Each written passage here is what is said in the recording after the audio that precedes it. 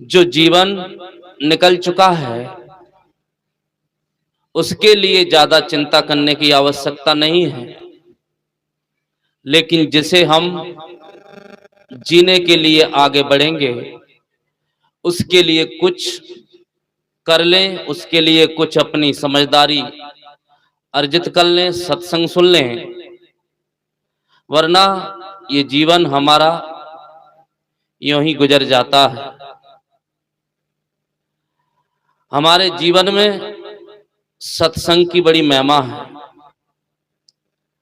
सत्संग मतलब संगत, सत्य का संग। एक बार एक आदमी एक संत के पास जाकर के कहता है कि भगवान, व्यक्ति को सत्संग कब कब करना चाहिए?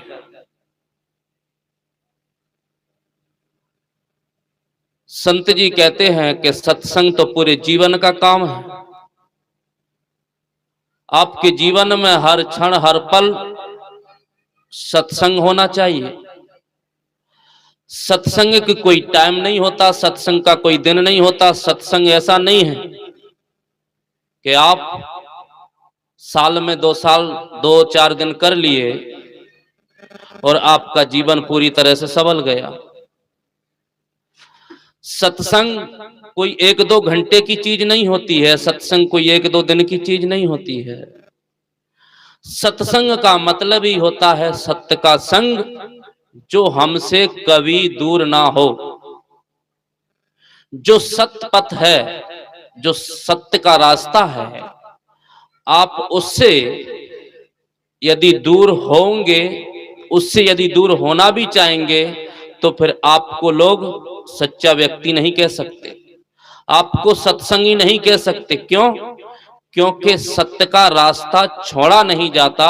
सत्य का रास्ता तो हमें जब से जन्म लेते हैं, जब से समझदारी आती है, जब से हमारे अंदर में ज्ञान का उद्घाटन होता है, तब से हम सत्संग प्रारंभ कर देते हैं। अर्थात सत्य, अहिंसा, प्रेम से जीने का जो स्वभाव है उसे हम अपना लेते हैं। यदि हम ये चाहें तो उस आदमी ने कहा कि भगवान, ये तो हमसे नहीं होगा, हम जीवन भर सत्संग कैसे कर सकते, मैं तो बहुत व्यस्त आदमी हूं। वो आदमी समझ रहा था कि पांडाल में जाएंगे सत्संग करेंगे, उसी को सत्संग समझ रहा था। संत ने कहा कोई बात नहीं, यदि तुम उसी को सत्संग समझते तो कहीं सत्संग होता हो 8 दिन में, किसी आश्रम पास में हो, वहां जाके सुन लेना। उसने कहा कि इतना भी समय कहाँ है, छुट्टी मिलती नहीं है। उसने कहा सप्ताह में 1 दिन चले जाना। इतना भी समय नहीं है भगवान, और कुछ कम हो सकता है? उसने कहा तो 1 घंटे का। 1 घंटा कौन सत्संग में दे भगवान, इससे भी कुछ और कम हो सकता है? उन्होंने कहा तो 1 पल का कर लो। संतों ने बोला 1 घड़ी आधी घड़ी, आदि में पुन आध, तुलसी संगत साधु की कटे कोट अपराध। संत ने कहा कि यदि आपको पूरे जीवन भर सत्संग नहीं मिलता है तो आप 1 घड़ी भी सत्संग नहीं कर सकते, तो 1 घड़ी में भी आप आधी से भी आधी, अब इससे भी कोई कम सत्संग चाहे तो फिर तो हो गया। आदि में पुण्याद, और उसमें क्या फायदा होता है? आदि में पुण्याद, उससे क्या होता है? कटे कोट अपराध। हमारे कोटों अपराध कट जाते हैं, सहसों अपराध कट जाते हैं।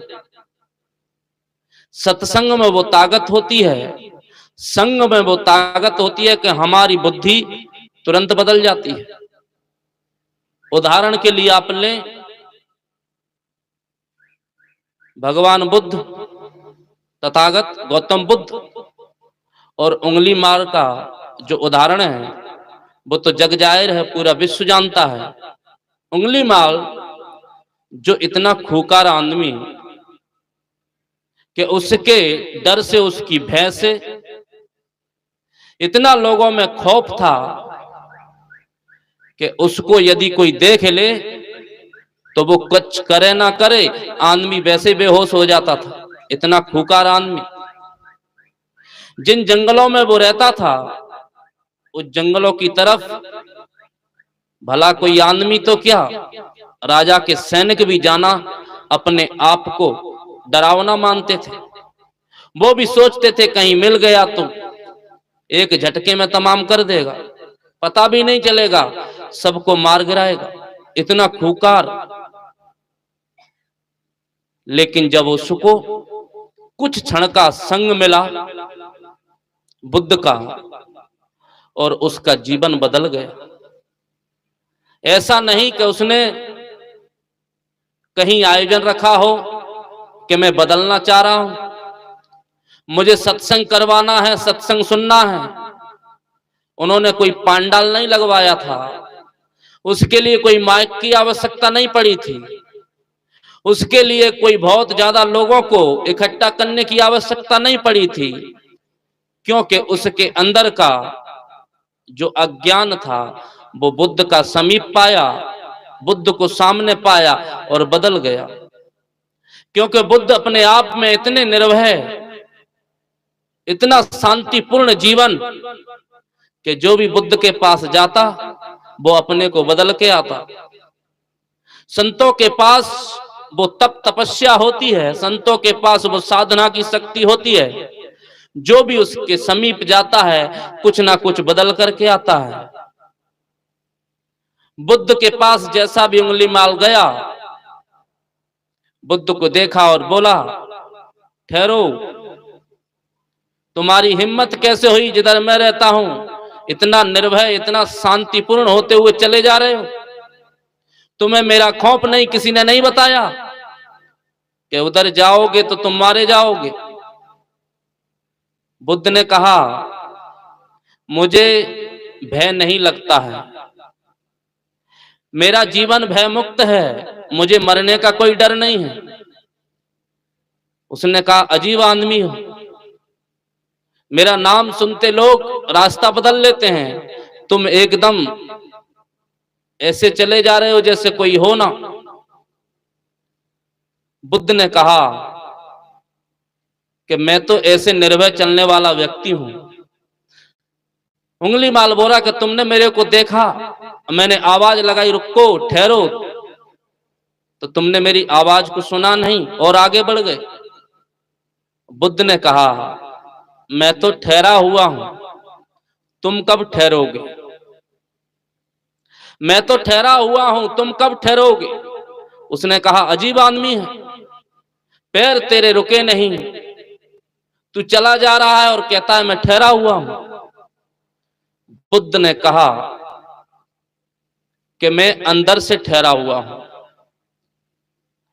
तुम जिस पैरों को देख रहे हो जो चल रहे हैं वो तो सिर्फ मार्ग है, मैं अपना मार्ग तय कर रहा हूं, लेकिन जिस ठहरने की मैं बात कर रहा हूं वो संसार की वृत्ति है, संसार के भोग पदार्थ हैं, संसार की लोलुपता है, संसार का ऐश्वर्य है। उन सारी चीजों को त्याग करके मैं अपने आप में ठहर गया हूं। मैंने शांति को पाया है, मैंने उस ज्ञान को पाया है जिसके बाद फिर जीवन में कुछ शेष नहीं रह जाता है। उसको झटका लगा। ऐसा भी कोई चीज होती है जिसको पाने के बाद फिर कोई शेष ना रहता हो? उसने कहा, मुझे मिलेगा, मैं तो इतना लोगों के साथ गलत व्यवहार किया हूं लेकिन मैं उसको ना पा सका, और तुम एक सन्यासी का वेश, एक छोटा सा कपड़ा जो लपेटे हुए हो जीवन शरीर से, और तुम्हें वो शांति मिल गई, क्या ये मुझे मिल सकता है? बुद्ध ने कहा, बिल्कुल मिल सकता है। कैसे मिलेगा? तुमको ये अत्याचार छोड़ना पड़ेगा। तुम जो पाप करते हो, तुम जो लोगों की हत्या करते हो, तुम जो लोगों के साथ दुर्व्यवहार करते हो, इसको तुम्हें छोड़ना होगा। उंगली माल कहता है, मैं तो बहुत आगे बढ़ गया हूं, मेरा अत्याचार इतना बढ़ गया है कि मैं अब पीछे लौट नहीं सकता। मैं इसे छोड़ूंगा फिर भी मुझे कई जन्म लग जाएंगे बदलने के लिए। बुद्ध ने कहा इसमें जन्मों की आवश्यकता नहीं होती है, बस तुम्हें ये एहसास हो रहा है कि तुम बदलना चाहते हो, समझ लीजिए प्रक्रिया चालू हो गई है। तुम्हें ये गिलानी हो गई कि मैंने पाप किए हैं, मैं इन्हें कैसे धो पाऊंगा, सैसों जन्म लग जाएंगे। बुद्ध ने कहा तुम्हारे अंदर में ये गिलानी पैदा हो गई, समझ लीजिए तुमने बदलना शुरू कर दिया। तुम यदि चालो तो क्षण भर में अपने जीवन को बदल सकते हो। और कहा जाता है बुद्ध के समीप जाते ही उसके अंदर में जो जागरण जगा, उसके अंदर में जो विचार जगा कि तुम अपने अज्ञान को तुरंत भगा सकते हो, तुम अपने इस अत्याचार को सिर्फ बंद कर दो और अपने आप को मेरे हवाले कर दो। तुम अपनी उस चेतना को जगा लो जिस चेतना के जागने के बाद फिर संसार का कोई भी पर्दा तुम्हें ढक नहीं सकता। उस प्रकाश को जगा लो, उस प्रकाश के होने के बाद फिर संसार का कोई भी अंधकार तुम्हें घेर नहीं सकता।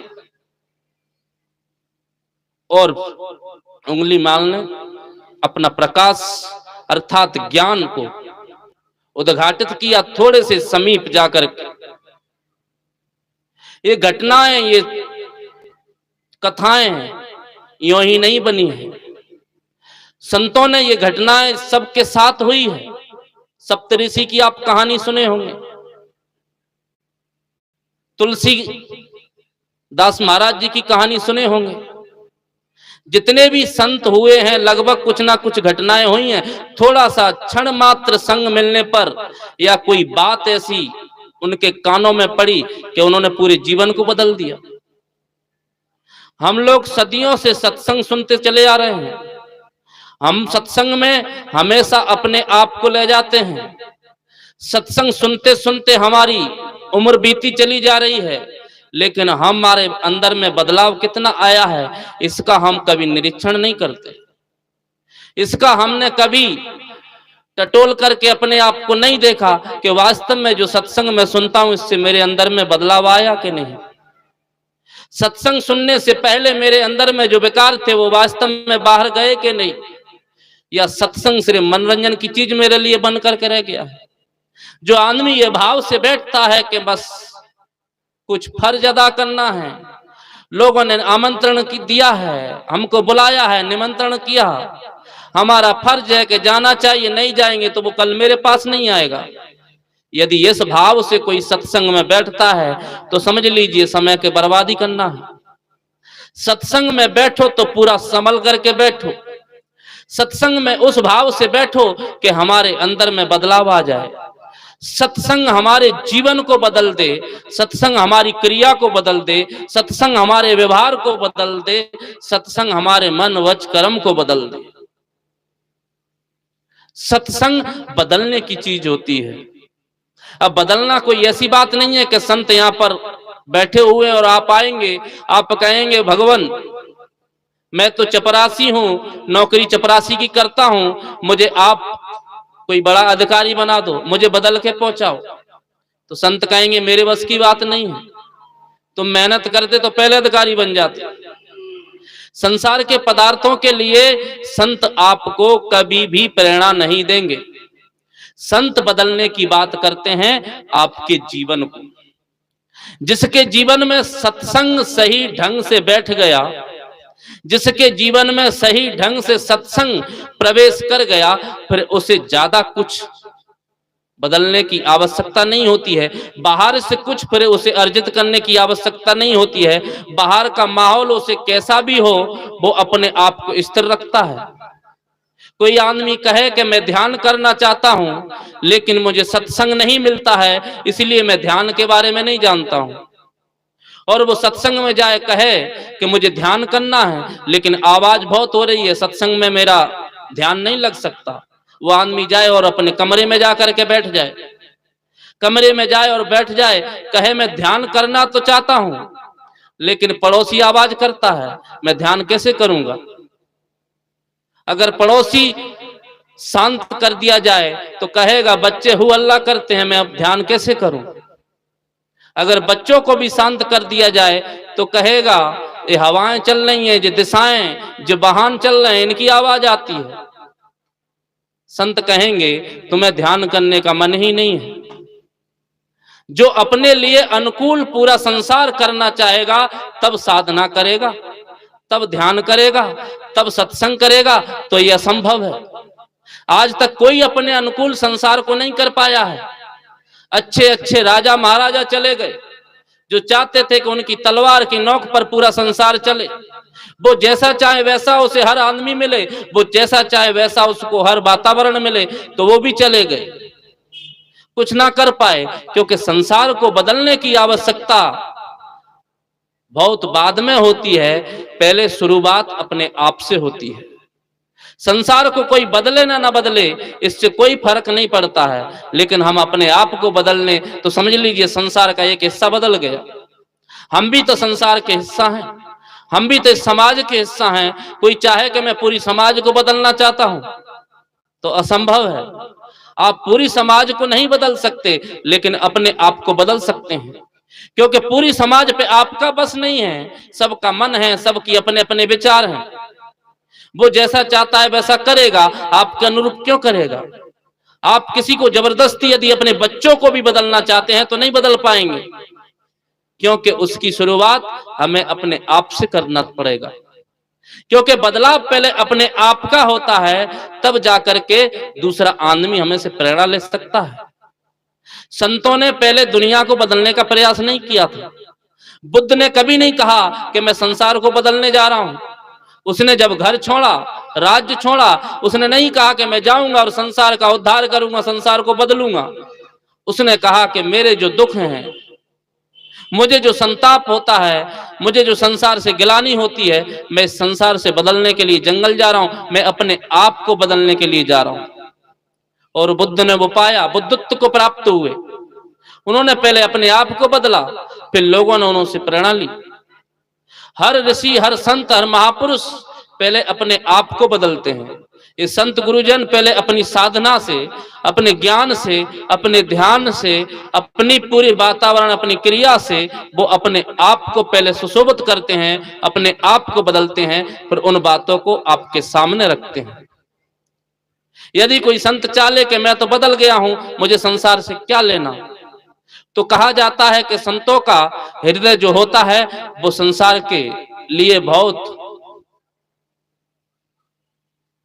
चाहते हैं कि वो संसार भी मेरी तरह बदले। संसार की कल्याण की भावना से वो अपने हृदय में हमेशा संसार के लिए भी सोचते हैं। हर महापुरुष ये चाहता था कि संसार में जितने भी दुख हैं सारा का सारा निवारण हो जाए। लेकिन संतों ने पहले कहा कि आप पहले शुरुआत अपने से करें। हम छोटा सा भी संग यदि कर लेते हैं सत्संग का, तो हमारे जीवन में कब जागरण आ जाए ठिकाना नहीं। सतगुरु कबीर ने कहा, एक शब्द गुरुदेव का ताका अनंत विचार। सत्संग एक क्षण का भी यदि हमारे जीवन में उतर जाता है तो पूरा जीवन बदल जाता है। एक शब्द कोई ऐसा हमें मिल गया सत्संग से कि जिसकी हमें विपाशा थी, जिसकी हमें इच्छा थी, जिसके लिए हम तड़प रहे थे, उसके लिए प्यासे थे, यदि वो शब्द हमें मिल गया तो जीवन बदलने में कोई ज्यादा देर नहीं लगती है। सत्संग बदलने के लिए कोई बाहरी आवश्यकता थोड़ी है, जीवन को बदलने के लिए कोई बाहरी आवश्यकता थोड़ी है, बस अपने मन को बदलना है। जितना भी खुरापात है, जितने भी दुख हैं, सबका मूल है ये मन। ये मन का जब तक बदलाव नहीं होता है तो जीवन में कोई परिवर्तन नहीं आता है। और मन का बदलाव हमें संगत से मिलता है, ज्ञान से मिलता है, संतों की वाणियों से मिलता है। मन का जो कलमश है, मन के जो विकार हैं, वो संतों की वाणियों को सुन सुन के वो एक एक करके धुलते हैं।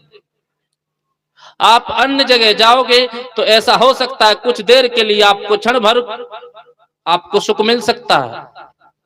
थोड़ी देर के लिए आपको लगेगा कि हमें ये एहसास होने लगेगा कि हम कहीं प्रार्थना करने गए, कहीं पूजा करने गए, किसी मंदिर में गए, तो कुछ क्षण के लिए आपको शांति महसूस हो सकती है, वास्तविक शांति नहीं मिलेगी। आप कुछ तीर्थ स्थान पर चले गए, कहीं तीर्थ करने चले गए, आपको क्षण भर के लिए अपने मन को थोड़ी सी अनुभूति होगी शांति की, लेकिन वो वास्तविक शांति नहीं है।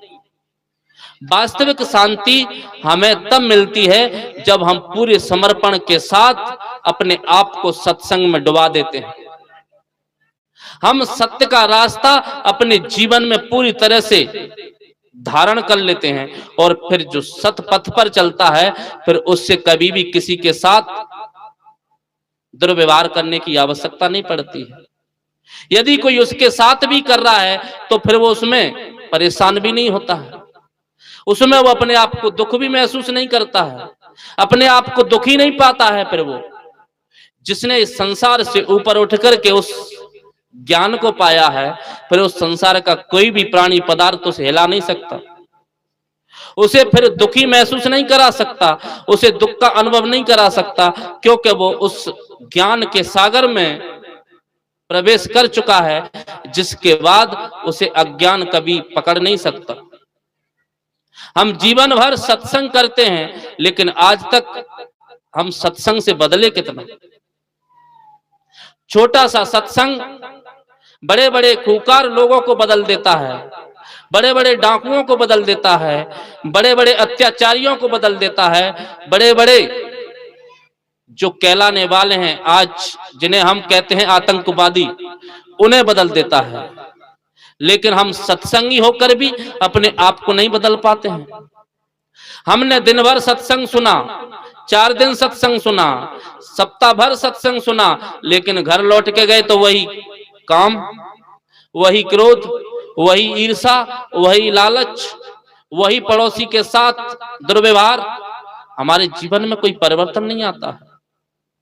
जो बनमिटाव पड़ोसी से सत्संग सुनने से पहले थे, वही आज हमारे अंदर में बने हुए हैं।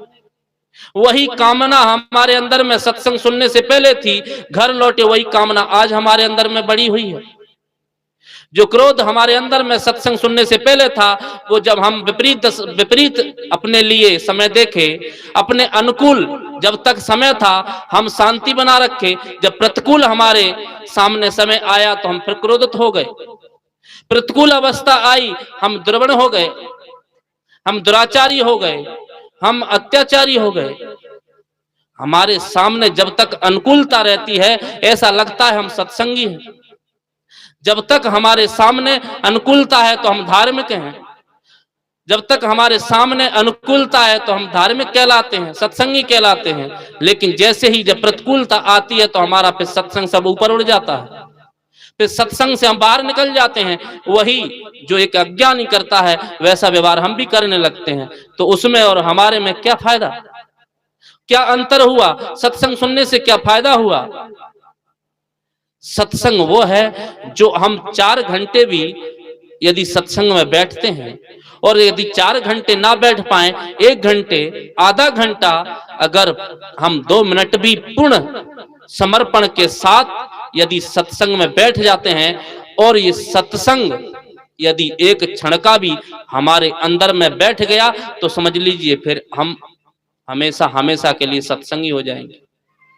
हम सत्संग में बैठते हैं, लेकिन सत्संग हमारे अंदर नहीं बैठ पाता है। सत्संग में हम घंटों घंटों बैठ जाते हैं, लेकिन सत्संग हमारे अंदर में 5 मिनट नहीं बैठ पाता है। यही हमारा स्वभाव बदलने से रोकता है।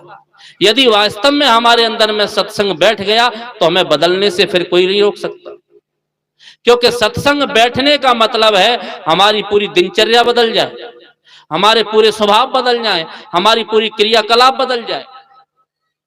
जो हमारे अंदर में गाली थी, वो गाली कब भाग गई इसका पता नहीं। यदि सत्संग हमारे अंदर में प्रवेश कर गया तो जो हम अब तक जैसे थे वो पूर्ण रूप से बदल गए, समझ लीजिए सत्संग का लाभ मिल गया। जो हमारे अंदर में ममता थी और हमने सत्संग सुना, अब हमारी कामना और ममता सब भाग गई, हम सत्संगी हो गए। सत्संग हमारे जीवन को बदलने की स्थिति पैदा करता है। और सत्संग वही कारगर होता है जिससे हमारा बदलाव हो। दुनिया को बदलने की चेष्टा रखने वाला कभी अपने आप को नहीं बदल सकता, लेकिन जिसने ये ठान लिया है कि मुझे बदलना है, मुझे अपने आप को पूर्ण रूप से बदल करके एक नया व्यक्ति पैदा अपने अंदर में करना है, व्यक्तित्व पैदा करना है कि मैं नया कैसे बनूं। तो संत कहते हैं कि हमें अपने जीवन को बदलने के लिए बहुत ज्यादा ज्ञान की आवश्यकता नहीं है।